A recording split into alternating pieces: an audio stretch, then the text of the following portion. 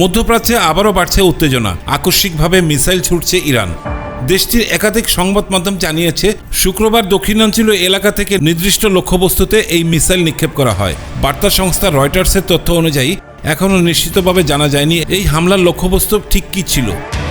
তবে হরমুজ প্রণালীতে গোলাগুলির শব্দ শোনা গেছে বলে জানিয়েছে তাসনিম নিউজ। ইরানের দাবি সেখানে থাকা জাহাজগুলোকে সতর্ক করতেই এইসব পদক্ষেপ নেওয়া হয়েছে। এদিকে নতুন করে উত্তেজনা বাড়িয়েছে ইরানের সর্বোচ্চ নেতা মুজতবা খামেনির এক বার্তা।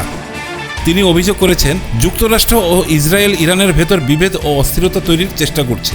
মুজতবা খামেনি বলেন, যুদ্ধ, অর্থনৈতিক চাপ এবং রাজনৈতিক অবরোধ ব্যর্থ হয়ে এখন শত্রুরা নতুন ষড়যন্ত্রে নেমেছে। এর মধ্যেই যুক্তরাষ্ট্র দাবি করেছে হরমুজ প্রণালীতে বাণিজ্যিক জাহাজ লক্ষ্য করে ইরানের ড্রোন হামলার কারণেই বন্দর আব্বাসের সামরিক অভিযান চালানো হয়েছে। মার্কিন প্রতিরক্ষা কর্মকর্তাদের ভাষ্য, তাদের পদক্ষেপ ছিল আত্মরক্ষামূলক এবং যুদ্ধবিরতি বজায় রাখার অংশ। অন্যদিকে ইরানের বিপ্লবী গার্ড বাহিনী বা IRGC জানিয়েছে যুক্তরাষ্ট্রের পতাকাবাহী একটি ট্যাঙ্কার জাহাজকে পিছু হটাতেই ড্রোন নিক্ষেপ করা হয়েছিল। এই উত্তেজনার মধ্যেই নতুন সামরিক শক্তির প্রদর্শন করেছে উত্তর কোরিয়া। দেশটির প্রথমবারের মতো AI বা কৃত্রিম বুদ্ধিমত্তা পরিচালিত ক্ষেপণাস্ত্রের সফল পরীক্ষা চালিয়েছে।